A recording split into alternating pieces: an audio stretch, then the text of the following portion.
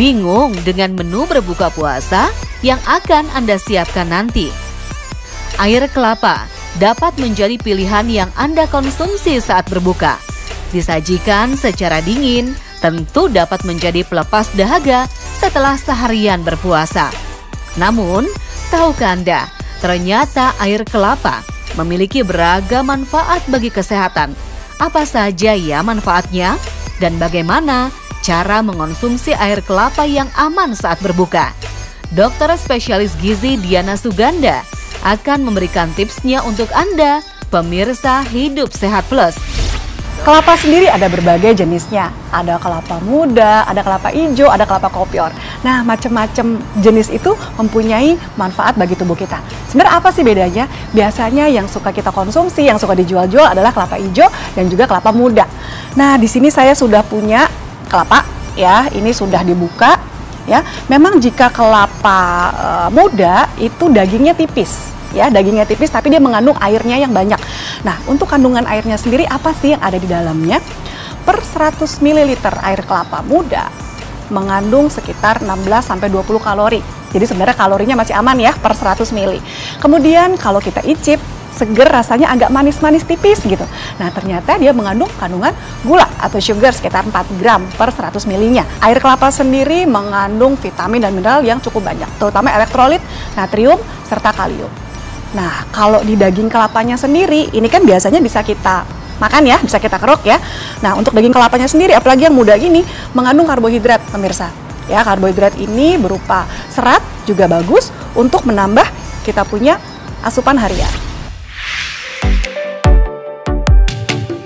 Banyak orang yang beranggapan kalau kelapa muda dipercaya lebih sehat daripada kelapa tua. Namun bagaimana ya perbedaan kandungan gizi kelapa tua dan juga kelapa muda?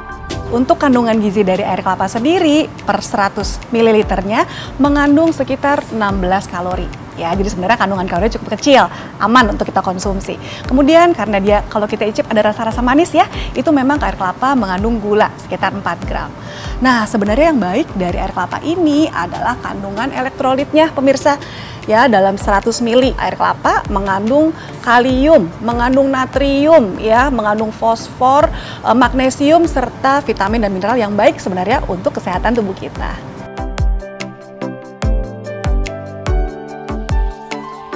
Dan semakin tua kelapa, biasanya dagingnya akan semakin tebal dan kadar airnya semakin sedikit. Makanya biasanya kita pakai untuk berbuka puasa adalah kelapa muda.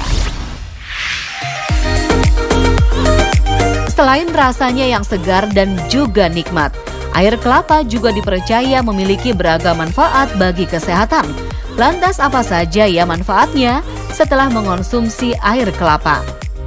Oke, manfaat air kelapa yang kita konsumsi adalah karena sebenarnya kelapa ini kandungan airnya sangat tinggi, ya. Baik sekali kita berikan untuk rehidrasi, untuk menggantikan cairan yang hilang, terutama pada orang-orang yang mengalami masalah diare.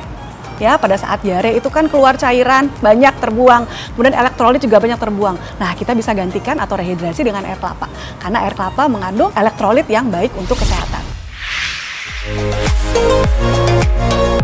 Air kelapa yang ditambahkan es dan juga gula dapat menjadi menu takjil untuk berbuka. Namun sebagian orang justru ragu untuk mengonsumsinya saat berbuka. Lantas, amankah mengonsumsi air kelapa untuk berbuka puasa?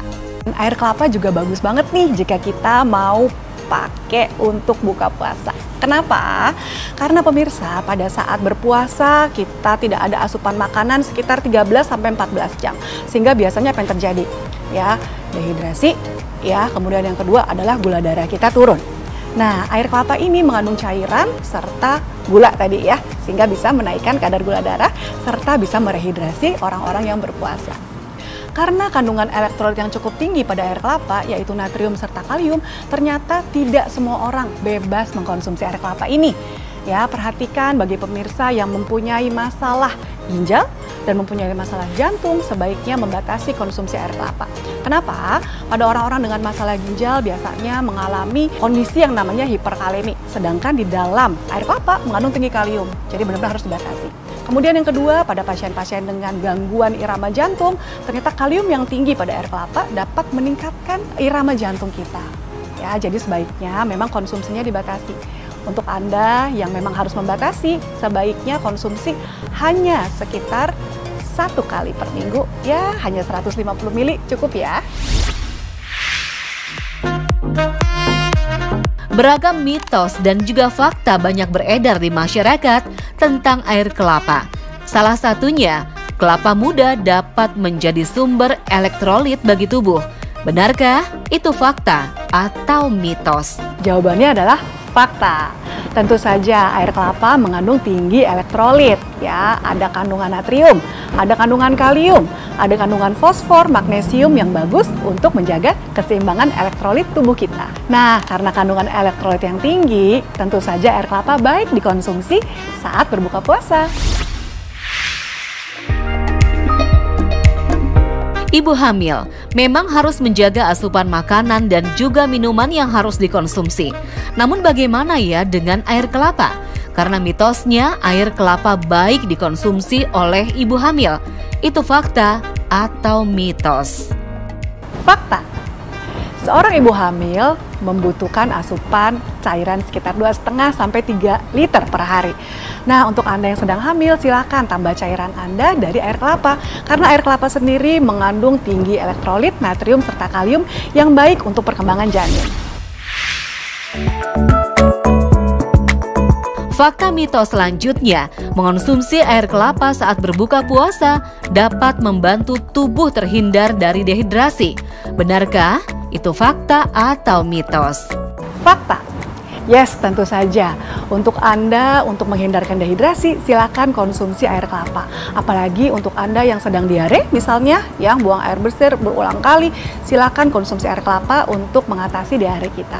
Kemudian untuk kita yang sedang berpuasa, silakan untuk mengatasi dehidrasi, kita minum air kelapa sekitar 1 gelas pada saat sahur dan 1 gelas pada saat berbuka puasa. Bagaimana sudah jelaskan pemaparan dari Dr. Diana? Supaya Anda mendapatkan manfaat dari mengonsumsi air kelapa, yuk simak tips berikut ini. Yang pertama, silakan Anda tambahkan air kelapa dalam menu puasa kita. Ya, 1 gelas saat sahur dan 1 gelas pada saat berbuka untuk mencegah dehidrasi serta mencukupi kebutuhan elektrolit harian kita. Yang kedua, pada Anda pemirsa dengan masalah ginjal serta masalah irama jantung, sebaiknya tidak mengkonsumsi air kelapa. Namun jika Anda masih ingin mengkonsumsinya, tetap harus dibatasi ya. Nah, maksimal sekitar 1 gelas aja per hari, 150 ml cukup ya. Ada baiknya pada saat Anda berbuka puasa, Anda tidak menambahkan pemanis-manis lagi di dalam air kelapa ini. Misalnya tambahin kental manis atau tambahkan sirup, tidak perlu. Jadi konsumsinya alami saja. Saya Dr. Diana Suganda, MKes SPGK untuk Hidup Sehat Plus.